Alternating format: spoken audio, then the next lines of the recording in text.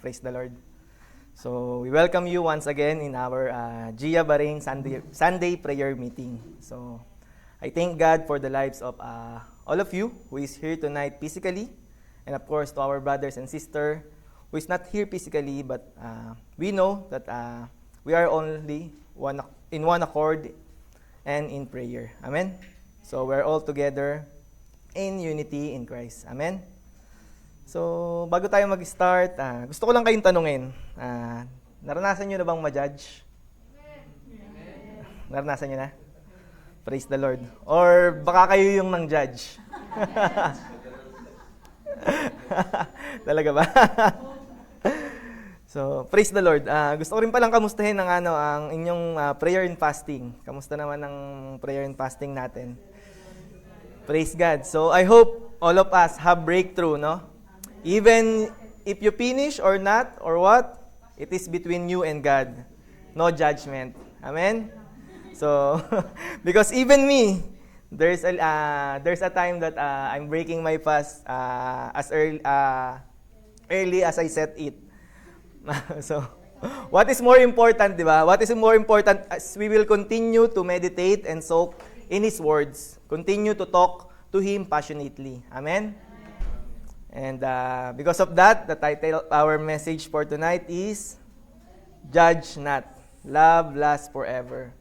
So this is originally from Vance Jackson. This is from the YouVersion Bible app. So this is not originally from mine. I just revised some of it. And this was originally from Vance Jackson. Amen? So Judge Not, Love Lasts Forever. Amen? So you and I are special. We have to act differently than other. We are disciple of Jesus Christ. Amen? And Christ did not come to judge us, but to save us, to redeem us. Amen? With that, we cannot judge others. Because God says in the law of Moses, vengeance is mine. The Lord loved justice, but it is not ours to handle. Amen? Praise the Lord. So, we have two main points here. First is, from the title itself, Judge Not.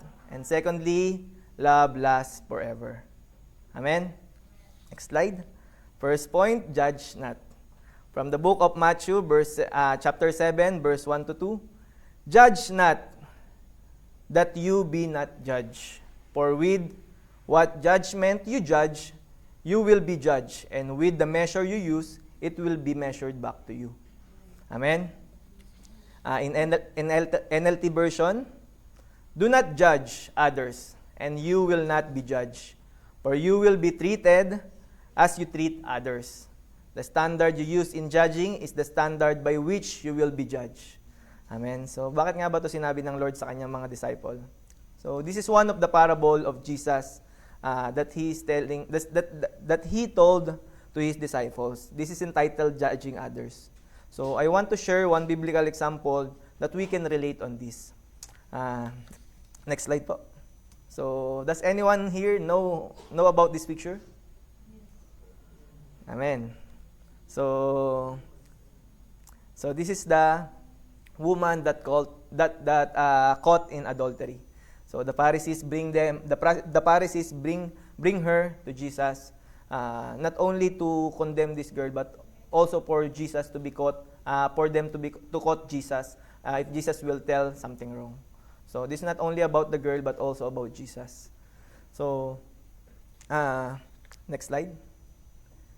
So praise God, because we all know that this story ends by the words of Jesus that He told to this girl to go and sin no more.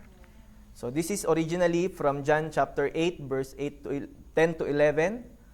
It says here, when Jesus had raised Himself up and saw no one but the woman, He said to her, Woman, where are those accusers of yours? Has no one condemned you? She said, No one, Lord. And Jesus said to her, Neither do I condemn you. Go and sin no more. Amen. So, I just want to thank the Lord for His goodness in my life. And also, I'm also a sinner like this woman before. I'm not thinking all about the consequences of my actions, but praise be to God because He chose me. He used people around me to know Him, people who do not judge me but encourage me and pray for me. The same way now, I want to be used for others to receive salvation and declare repentance. So I'm really grateful right now, after 4 years, we're going on vacation this coming April. Imagine how I miss so much my family, my friends. So many things happen. So many things happens, and for sure, many things has changed. So, yeah, probably a lot has been changed. But one thing only that I am sure that will not change. That is the Word of God.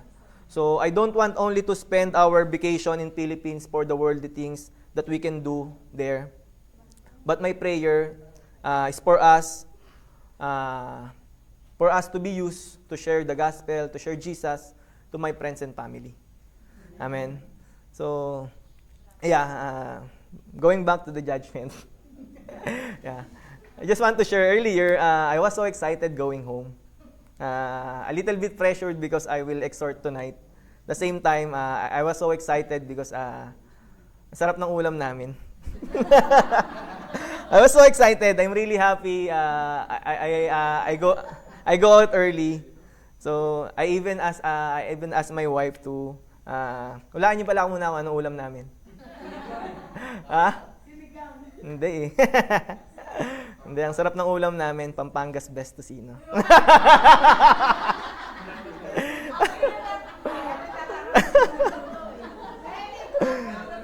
So, praise God. So, excited ako pa uwi. Nakakamiss naman talaga yun, di ba? Mga pangkaraniwang ulam sa Pilipinas. With kamatis and toyo. Sobrang excited ako pa uwi. Ayun. So, sabi ko nga kay Melinor magluto ka ng 2 itlog para sa akin. Excited na ako. Parang nakauwi ako mga 6:30, nasa parking na ako. Pagpanik ko, excited na ako eh. Pero nasa akin pa yung tocino, lulutuin pa.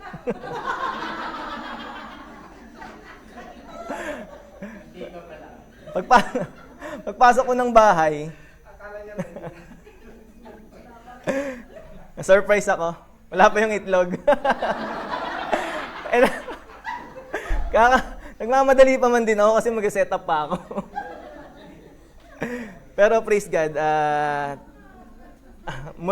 hanggang kanina bago ako mag-set up, sinusubok talaga ng Lord yung pagmamahal ko kung i-judge ko ba yung asawa ko kung anong ginagawa niya bago ako umuwi.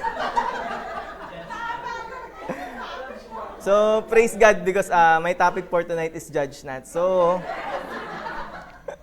di dapat talaga tayo man-judge lalo ng asawa natin.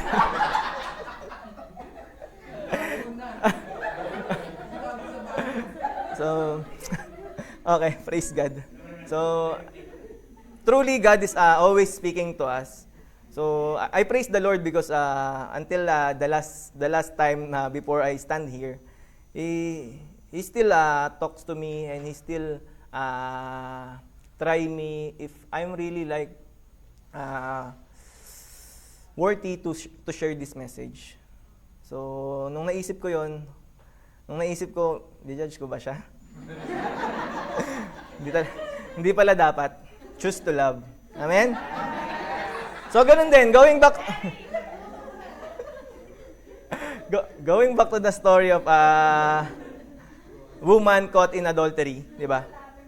So, Jesus did not come to the world to condemn us, to judge us, but to redeem us. To redeem us from these worldly things, to redeem us from the darkness of this world. So, who are we to judge? Amen? So, next slide.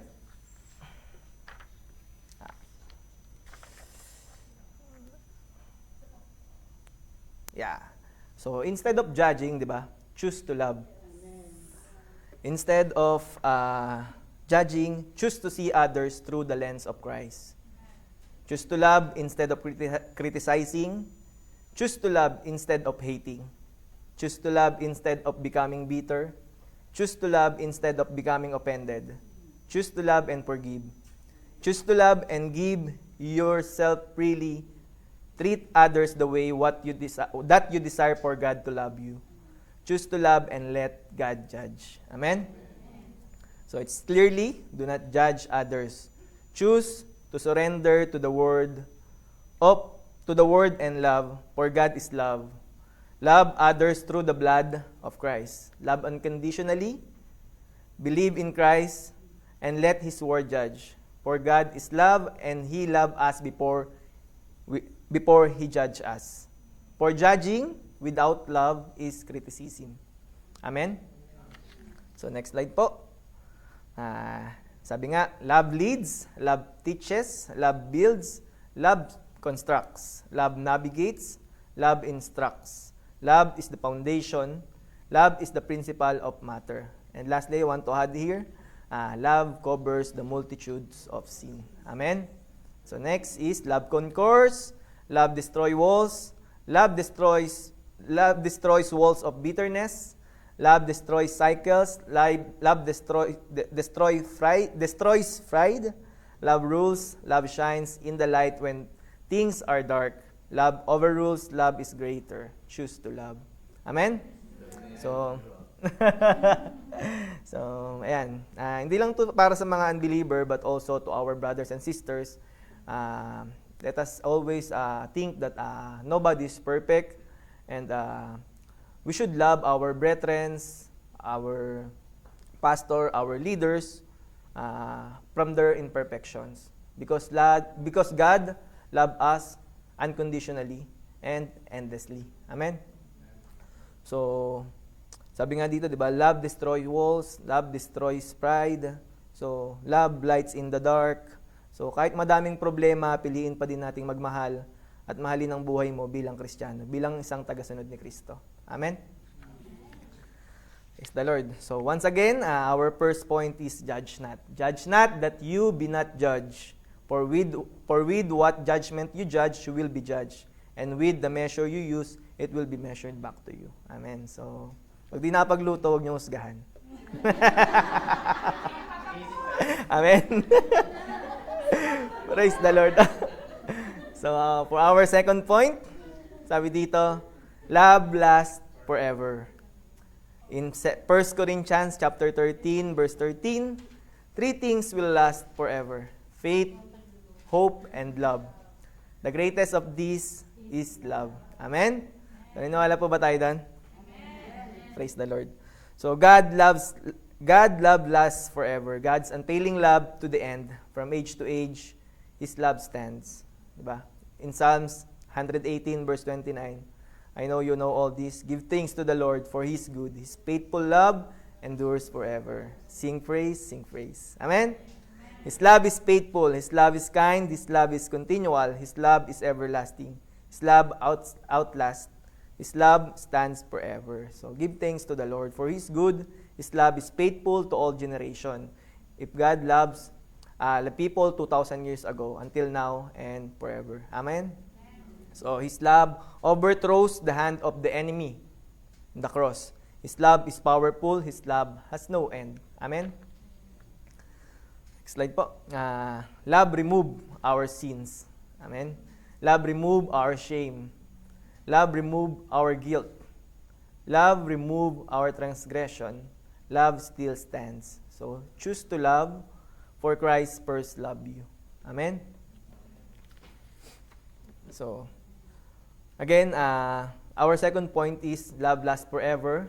Sabi ulit dito, 3 things that will last forever. Faith, hope, and love. And the greatest of this is love. So, sabi nga, di ba, ni Pastor, ng isa nating pastor, si Pastor Jaime, hindi nakakapagod ang magmahal. Amen?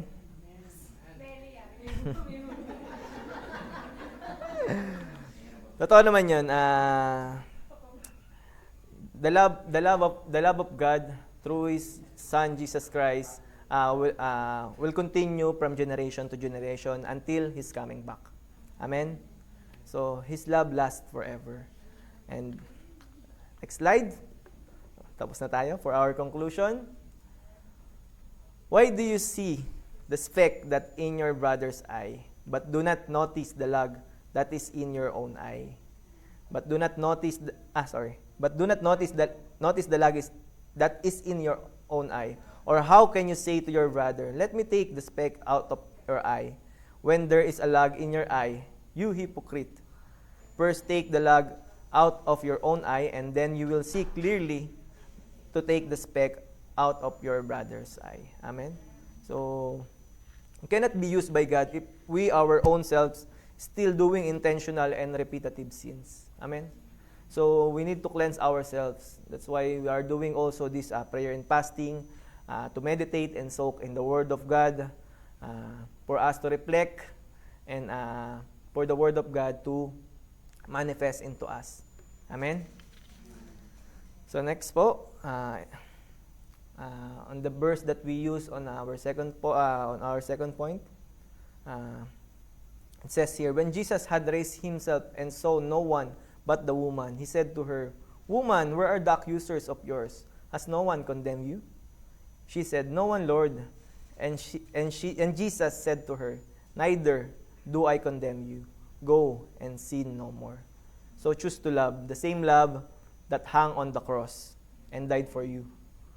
It is the same love that died for those you're judging. You who are judging, the blood of Jesus Christ applies to your sin and the sin of those you are judging. The blood of Jesus Christ covers. The blood of Christ washes away the guilt stain of the past. His blood was manifested. His blood applies to the guilt and innocent. His blood washes. His blood makes whole. So pull the plank first of your own eye before you attempt to pull the speck of your brother's eye. Amen. So, lastly, as I conclude it, instead of judging, let us declare salvation. Let us declare good health. Let us declare provisions. Let us declare peace. Let us declare faith. Let us declare all the blessings from the Lord. And lastly, let us declare the love that lasts forever. Amen? Because we can only share the gospel through love. We cannot share the gospel without love. So let us always include in our prayers that the love that we receive, the everlasting love, will overflow in us. Amen? So, ayun lamang po. That's all for tonight. I hope that everyone learned something about our topic for tonight. So, let me close this in prayer. Hallelujah, Father in heaven, we thank you and we glorify you. Lord, we thank you for your word tonight. We thank you, Lord, for the love that you have given us, Lord, through your Son, Jesus Christ, Lord. The everlasting love, Lord. The love that never judges, Lord, but the love, Lord, who redeemed us, Lord, who removed our sins, Lord. The everlasting love, Lord, that will endure, Lord, forever. Father, would you continue to move in your people, Lord, to move in our life, work through us, Lord, and work in us. Father, I pray that all of us, Lord, will choose, Lord, to love, Lord, than to judge, Lord. That we will continue, Lord, to declare the gospel, Lord. That we will continue, Lord, to declare the peace, Lord. That we will continue, Lord, to declare, Lord, your goodness and your faithfulness, Lord, to all of your creation. Father, would you continuously, Lord, to move, Lord, in everyone's life, Lord, my brothers and sisters, Lord, here in Gia Bahrain, Lord, and all, Lord, the people, Lord, who is seeking you, Lord, who is working continuously, Lord, for your kingdom and for your glory. Father, may we share the gospel, Lord, with love, Lord. May we share the gospel, Lord, with signs and wonders, Lord. Lord, may you cover, Lord, this world, Lord, with your love. In Jesus' name. Amen. Thank you po. Connect with Gia Bahrain through the following website. Need a Bible study group? We are so blessed you were able to join us today. God bless and see you next time.